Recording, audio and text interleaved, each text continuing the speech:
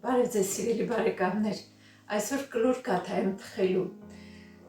նախապատրաստել եմ ամեն ինչ, բաղադրիչները, մաղել եմ ալյուրը, չափաբաժինները կգրեմ տեսանյութի տակ, ալյուր ունեմ այստեղ, կարագ խմորի համար ու աղ, հետո խմորի համար նաև ունեմ մածուն, սոդա, խորիզի համար էլ նախապատրաստել եմ ալյուր, կարագը հալացրել եմ ու էլի աղ։ Այսքան բան ամես պետք, հիմա անցնենք գործի։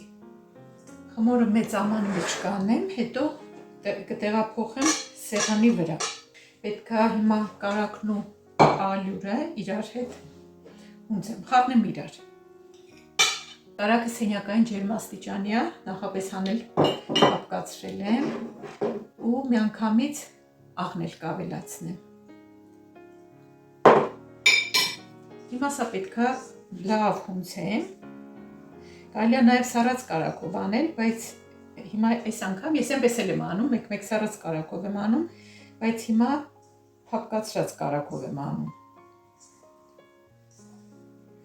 Այս մեր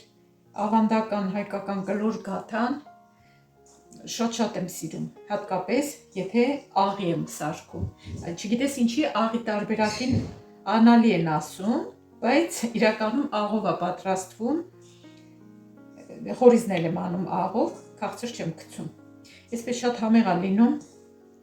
թեյի հետ հատկապես, ոչ քաղցր թեյի հետ, սուրճի հետ։ Այսպես լավ խառնվեցին իրար կարագն ու ալյուրը ու աղը։ Ես վերցրել եմ մենակ մածուն, կարելի է կեսը մածուն վերցնել, կեսը թթվասեր, բայց հենց մածունով կաթա եմ թխելու, դրա համար մենակ մածուն եմ վերցրել, ավելացնում եմ սոդան, մի լավ խառնում եմ սա ու ավելացնում եմ ալյուրի վրա, մեջտեղ այսպես փոս եմ անում, ավելացնում եմ այստեղ։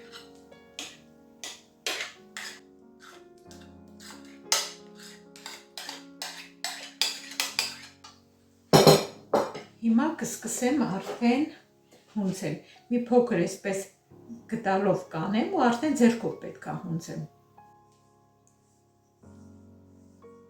Սեղանի վրա ալյուր կլցնեմ ու խմորը կտեղափոխեմ այստեղ։ Հիմա պետք է լավ հունցեմ։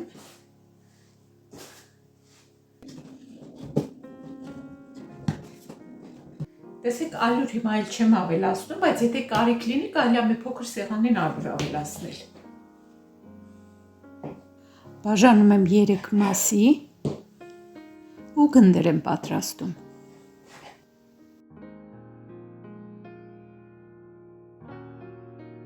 Այս ընթացքում խմորը կդնեմ սառնարան, թող մի քիչ հանգստանա, մինչև խորիզը կպատրաստեմ։ Ալյուր կցանեմ, որ չկպնի տակը, տեղափոխեմ ափսեի վրա, այսպես, սննդային թաղանթով կծածկեմ ու կդնեմ սառնարան, մի 10-20 րոպե։ Այսպես։ Խորիզի համար կարագը նախապես հալացրել եմ, կդատարկեմ այս մեծ ամանի մեջ, որ ավելի հեշտ կարողանամ ձեռքերով հունցել, լացնում եմ ալյուրը,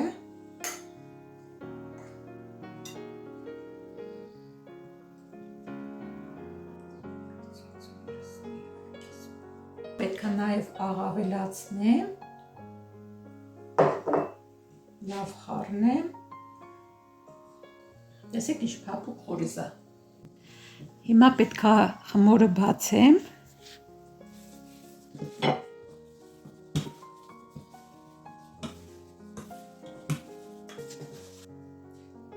Խորիզը մոտավորապես 3 մասի ենք բաժանում ու 1/3-ը պետք է դնեմ բացած խմորի վրա։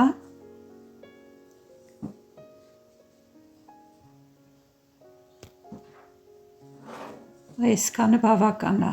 Հիմա եզրերից պետք է մոտեցնեմ իրար, հավաքեմ, այսպես, որ խորիզը չթափվի, այսպես հավաքում եմ, լավ սեղմում եմ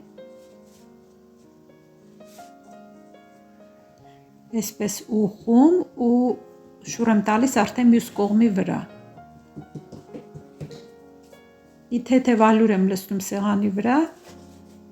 այսպես էլ գրնակով մի փոքր բացում եմ,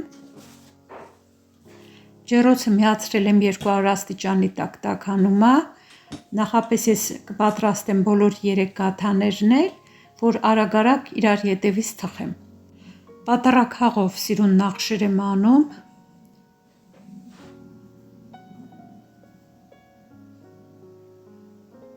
որ սիրուն նախշուն գաթա ստացվի։ Մի քանի հատ էլ ծակծկում եմ, որ օդ չմնա։ 3 կաթան էլ միանգամից պատրաստում եմ ու սկսում եմ թխել։ Մինչ այդ մի ձվի դեղնուցին խառնում եմ մի փոքր կաթ, խառնում եմ այսպես լավ, քսում եմ գաթայի վրա ու դնում եմ ջեռոց։ Մոտավորապես թխվում է մի 30 րոպեում։ Երբ որ ջեռոցս արդեն լավ տաքացավ, ջերմաստիճանը իջացրել եմ 190 աստիճան։ Նայեք ինձ սիրուն գաթաներ են ստացվել։ Սիրուն հայկական կլոր նախշուն գաթա։ Հիմա կիսենք, համ տեսենք։ Շատ փափուկ ու համեղ է ստացվում, այնպես որ փորձեք ու գրեք մեկնաբանություններում ձեր մոտ ոնց ստացվեց։ Փափուկ, շատ համով։ Փորձեք ու գրեք ձեր կարծիքները։ Լավ մնացեք, կհանդիպենք հաջորդ տեսանյութում։